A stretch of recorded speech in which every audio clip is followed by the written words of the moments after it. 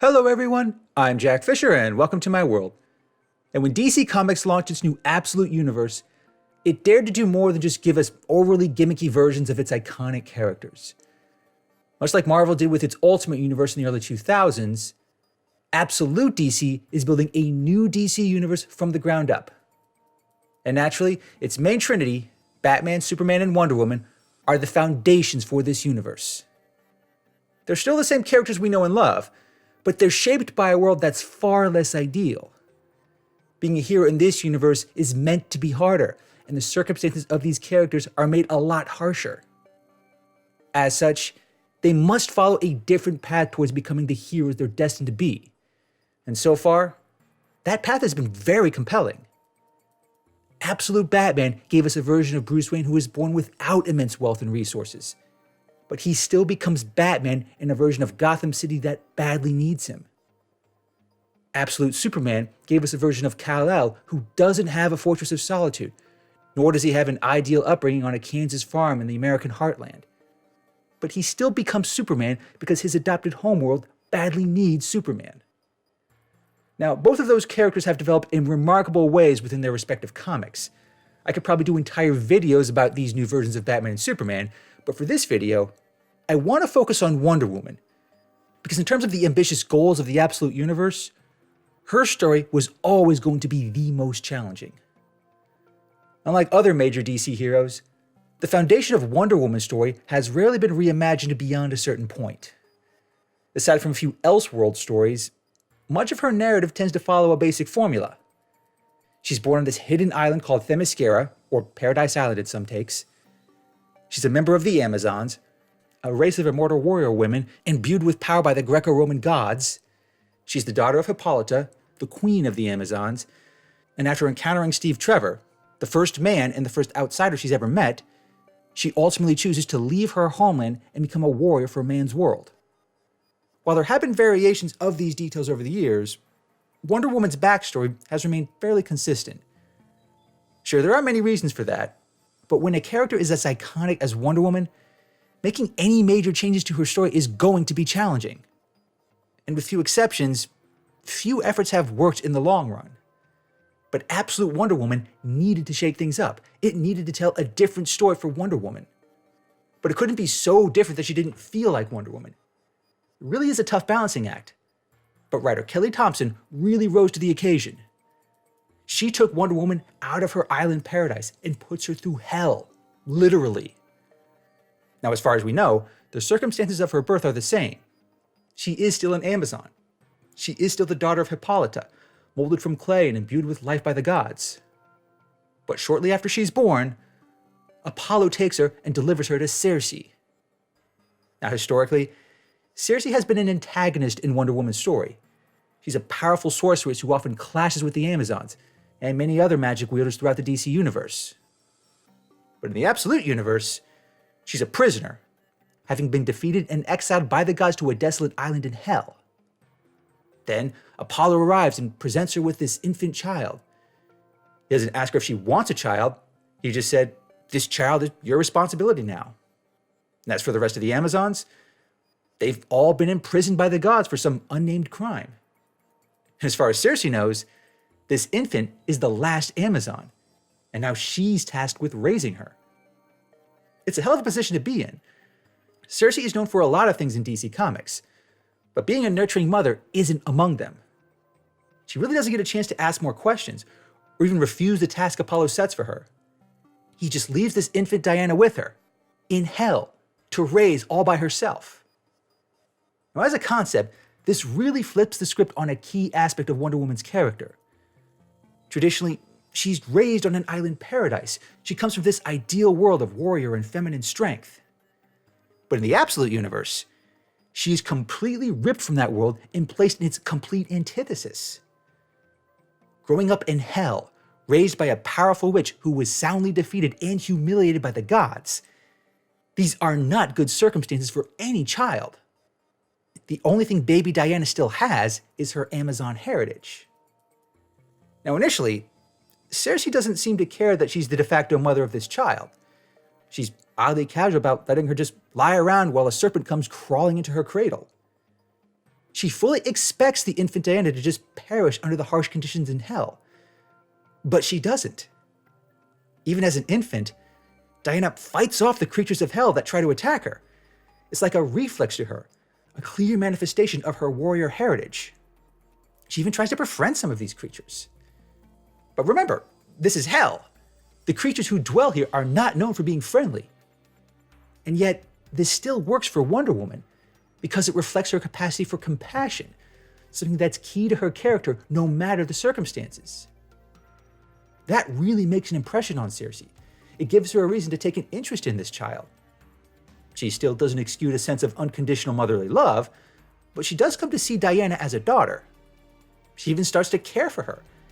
It's probably the most emotional depth Circe has ever gotten in any DC comic. And yet, Circe still never feels totally out of character in Absolute Wonder Woman. She is still clearly bitter about her fate. She's not really acting as a loyal servant of the gods, but seeing young Diana's resilience to the creatures and conditions in hell, that really affects her on a personal level. You get this sense that she comes to care for Diana as any adopted mother would, but it's not clear whether her love has limits. If there were ever a situation where she had to choose between Diana and getting revenge on the gods, it's hard to say what Circe would choose at this point in the series.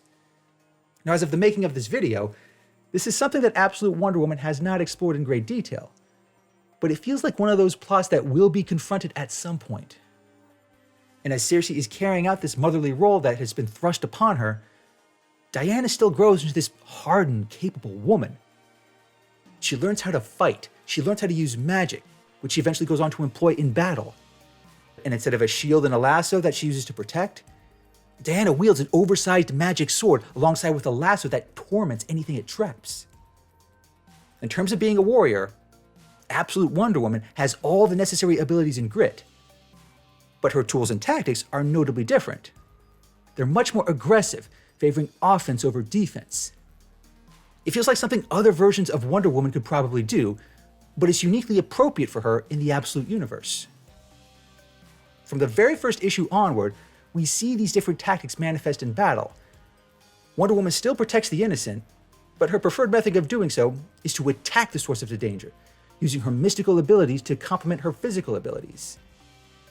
In essence, this version of Wonder Woman carries herself like a warrior who learned to fight in the pits of hell. Her attire even reflects that, looking much more like battle armor and less like something made on an island paradise. She even learns how to tame the hellish creatures around her. At one point, she even gets a flying Pegasus skeleton that follows her around like a loyal pet. Overall, this version of Wonder Woman presents herself as a living heavy metal album cover from the 80s. And from a pure spectacle standpoint, it's awesome. It's a great look for Wonder Woman in this world. And if the Absolute Universe is meant to be darker and grittier, then it makes perfect sense for Wonder Woman to embrace this hellish style. But as great as her attire and armaments are, her personality is still everything we've come to expect from Wonder Woman. She's still fierce, compassionate, and caring. She'll protect the innocent while looking like a badass warrior from hell every step of the way. That's perfectly in keeping with Wonder Woman's character. However, this is one challenge that I feel Absolute Wonder Woman has not yet dealt with.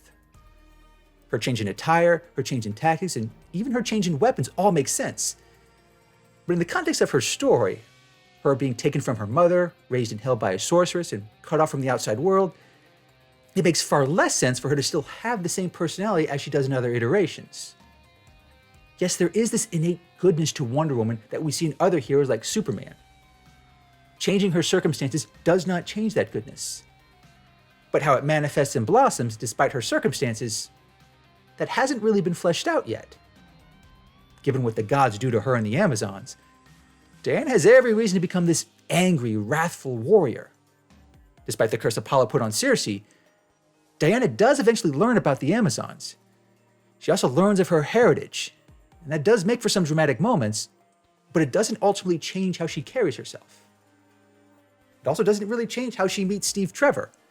He's still this noble soldier who washes up on a shore where Diana finds him.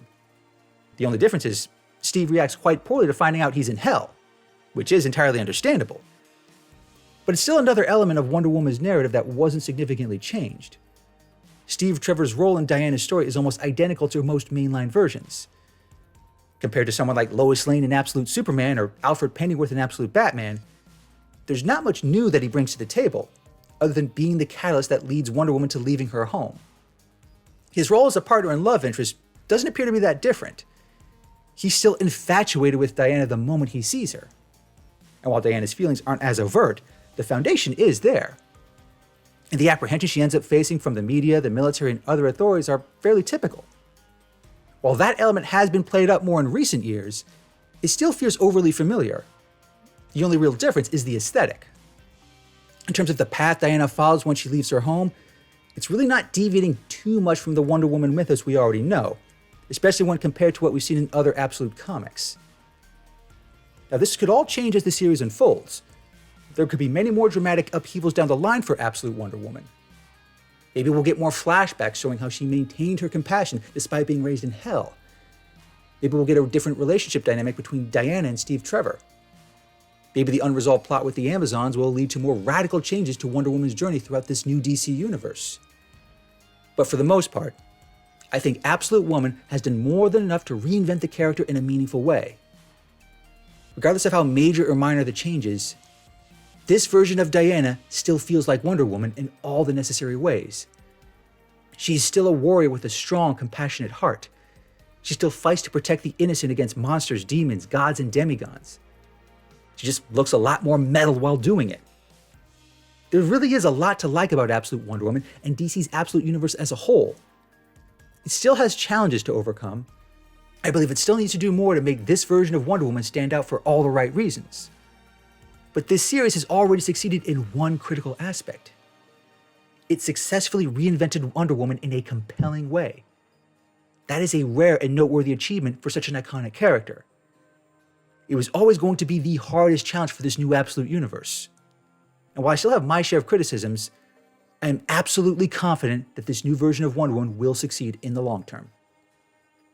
Thanks for watching, everyone, and thanks for joining me in my world. Please remember to like, comment, and subscribe, and until next time, take care and stay safe.